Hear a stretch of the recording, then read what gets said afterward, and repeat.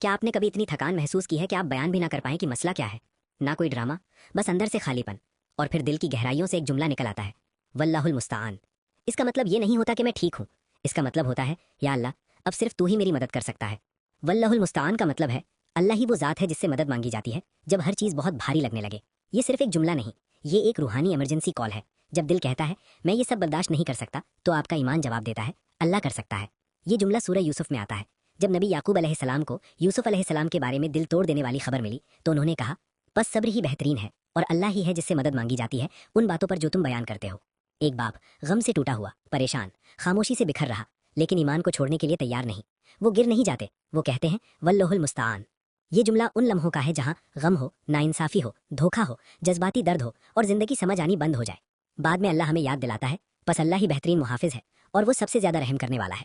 اس لیے واللہ المستعان مایوسی نہیں ہے، یہ یقین ہے اللہ میرا ولی ہے، چاہے لوگ مجھے چھوڑ دیں۔ اس جملے میں 3 بہت گہری باتیں ہیں۔ ایک، توکل، بنا یہ جتائے کہ سب ٹھیک ہے، اللہ پر بھروسہ۔ جو اللہ پر بھروسہ کرتا ہے اللہ اس کے لیے کافی ہے۔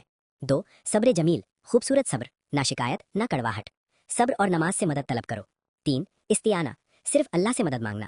ہم صرف تیری ہی عبادت کرتے ہیں اور تجھ سے ہی مدد مانگتے ہیں۔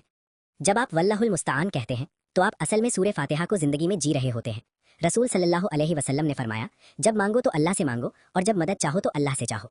اور نبی صلی اللہ علیہ وسلم کی دعا تھی اے اللہ میری مدد فرما کہ میں تجھے یاد رکھوں، تیرا شکر ادا کروں اور تیری بہترین عبادت کر سکوں۔ مومن وہ نہیں ہوتا جو کبھی مشکل میں نہ آئے، مومن وہ ہوتا ہے جو مشکل میں کہاں بھاگنا ہے یہ جانتا ہو۔ اس لیے واللہ المستعان کہو جب آپ پر غلط الزام لگائے جا رہے ہوں، آپ جذباتی طور پر تھک چکے ہوں، شادی یا رشتے گھٹن بن جائیں، ناانصافی ہر طرف ہو، آپ اپنا درد سمجھا سمجھا کر تھک گئے ہوں، اور جب لاجک ختم ہو جائے اور صرف اللہ باقی رہ جائے۔